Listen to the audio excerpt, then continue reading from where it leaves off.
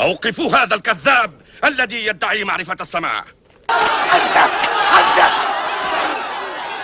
باسل ومغوار أنت يا أبا جهل، كيف لا؟ وأنت تقاتل رجالا بلا سلاح. لأنهم يظاهرون هذا السفيه. ومن أسفه منكم؟ وأنتم تحرمونه حق الكلام. محمد مفتر وكذاب. ردها علي إن استطعت.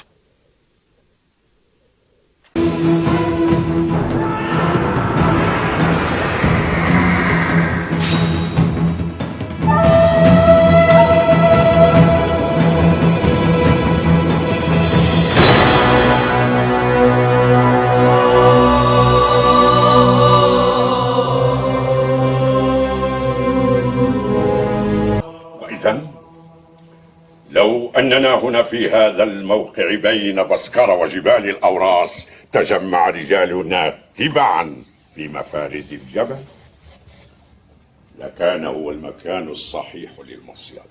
هل يمر هذا العربي عقبة من هنا إذن يا كسيلة؟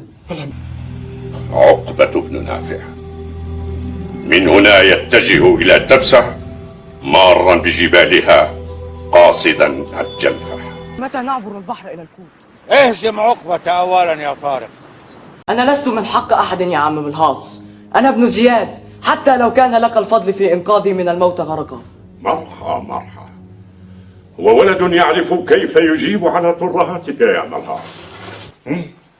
طعام جبلي مدهش لا يعرفه قيصركم ولن يصل إليه بكل حيلة.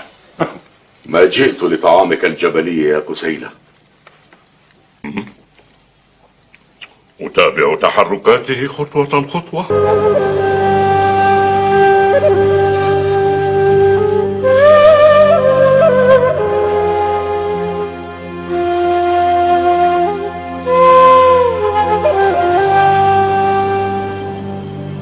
هو صديق للبربر، هكذا قال بنزا، فكيف يكون ذلك أيها البطل كسيلة؟ شتى في ظل قيادة عربية إسلامية لمدة 8 قرون غلب عليها التجابر والتحاور والامتزاج والأخذ بقيم حضارية عليا